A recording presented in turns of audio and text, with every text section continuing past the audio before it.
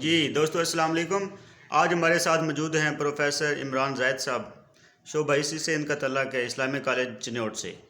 آج ہم ان سے سیکھیں گے کہ انٹرویو کی تیاری ہم نے کیسے کرنی ہوتی ہے۔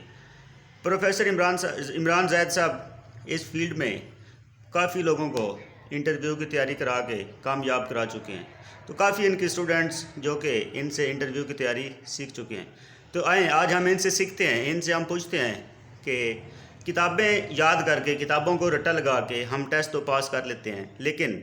اگر ہم نے انٹرویو میں کامیاب ہونا ہے، اچھا سکور لینا ہے، تو ہمیں کون سی ٹیکنیکس، کون سے اصول پہ عمل کر کے ہم اچھے مارکس سکیور کر سکتے ہیں اور اپنی پوسٹ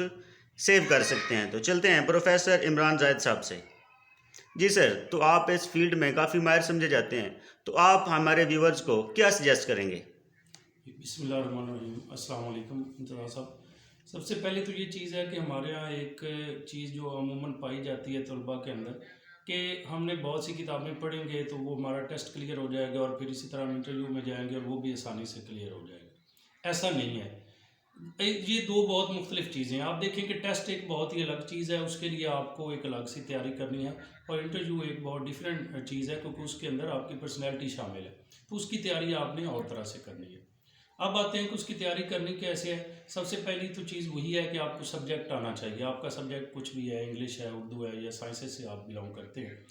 تو آپ کو اپنے سبجیکٹ پہ تو کمانڈ ہونی چاہیے۔ لیکن اکثر دیکھا گیا ہے، یا آپ بھی بہت سے لوگوں نے کوئی اس سے واسطہ آپ کا پڑھا ہوگا کہ بعض کا سبجیکٹ کے بارے میں بہت کم پوچھا گیا اور آپ کو اور موضوعات میں الجھانے کی کوشش کی گئی، تو بیسیکلی وہ آپ کا کانفیڈنس یا پرسنالٹی ٹیسٹ تھا جس میں آپ ناکام ہوئے، اور اس کے بعد آپ نے سمجھا کہ میری سلیکشن نہیں ہوئی کیونکہ مجھ سے زیادتی ہوئی یا مجھ سے سبجیکٹ نہیں پوچھا گیا۔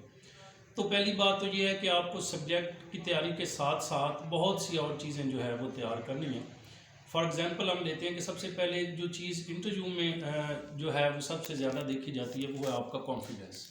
کہ آپ نے کانفیڈنس آپ میں اتنا ہونا چاہیے۔ عموماً دیکھا گیا ہے کہ پی ایچ ڈی لیول کے اسٹوڈنٹ بھی جو ہے کانفیڈنس لیول ان کا بہت لو ہوتا ہے۔ اس کی وجہ کیا ہے کہ ان کی سوشل انٹریکشن نہیں ہے، کتابی کیڑے رہے، ساری عمر کتابیں پڑھتے رہے، ہاسٹل میں رہا، باہر نہ نکلا، لوگوں کے ساتھ آپ کا رابطہ نہیں ہے، اس کا نتیجہ آپ کو انٹرویو میں بھگتنا پڑتا ہے۔ جب آپ سے ڈیفرنٹ لوگ ڈیفرنٹ قسم کے سوالات کرتے ہیں اور آپ اپنا کانفیڈنس لوز کر جاتے ہیں اور شاید آپ وہاں پہ کانپ رہے ہوتے ہیں اور آپ کی زبان بھی آپ کا ساتھ نہیں دے رہی ہوتی،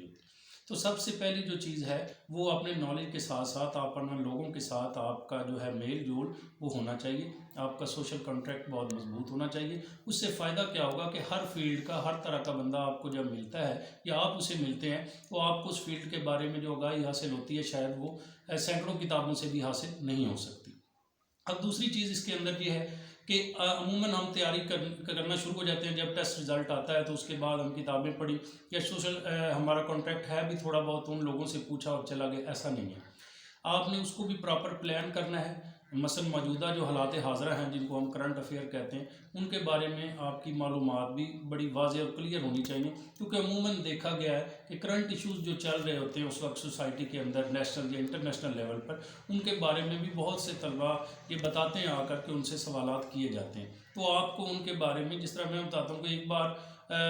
یا جو میرا انٹرویو چل رہا تھا تو اس وقت شاید عمران خان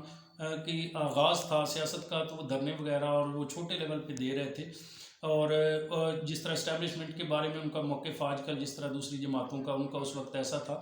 تو مجھے یہ کہا گیا کہ آپ کیا یہ سمجھتے نہیں کہ یہ ایک سول وار کی طرف چیز جا رہی ہے، اور یہ بہت ایک آپ سمجھ لیں کہ ایک عام اسٹوڈنٹ کے لیے بہت سخت قسم کا کوشچن ہے۔ تو اس طرح کے سوالات بھی آپ سے بعض کا جو ہے وہ کیے جا سکتے ہیں۔ تو آپ بے شک فزکس کے ہیں لیکن وہ آپ سے پاک امریکہ تعلقات سے بھی پوچھ سکتا ہے، کیونکہ آپ بیسیکلی تو ایک پاکستانی نیشنل ہے، تو اس طرح کی چیزیں بھی آپ کو جو ہے وہ آنی چاہیے۔